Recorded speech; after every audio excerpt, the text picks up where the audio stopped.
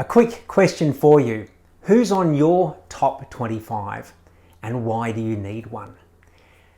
When we talk about building relationships with our clients at ProTrade United, one of the foundational aspects of building a long-term sustainable business with key relationships that provide an ongoing flow of new quality business opportunities for you is to create what we call a top 25 list. Now the number doesn't really matter. It could be 10, it could be 25, it could be 500.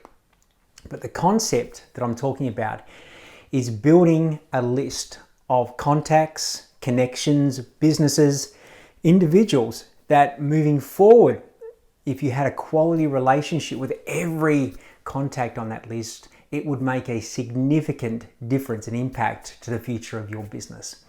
It's often said that your net worth is directly connected to your network. Now, with something like LinkedIn today and the social platforms that we have, that whole 6 degrees of separation is now probably 3, in some cases less than that. What I mean by that is you know someone who knows someone who knows someone who knows someone that if you had a great relationship with could significantly grow and evolve your business down the track. So who's on that top 25 list? So think about strategic partners. I ask the question, who's talking to your next customer? Who's talking to your next prospect? So sometimes your relationship to win the work is not directly with the end user, but with someone who helps leverage you into that space. So very quickly, if you're a maintenance business, such as a plumber or an electrician, you're dealing in the domestic space, a top 25 could be a significant contact, such as a property manager who has thousands of properties that they look after that could leverage you into their network. That's just an example. If you're a builder, it could be with designers, engineers, architects. Yeah, it could be with other trades who are doing really well. I'm a big believer in tapping into the flow of someone else's business.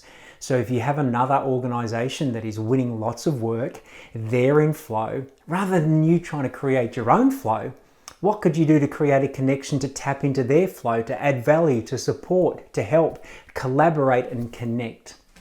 I think you see where I'm going with this. It could be from a mentor perspective. It could be someone in your industry that you totally respect for what they've been able to produce and achieve. Maybe their name's on the list as well.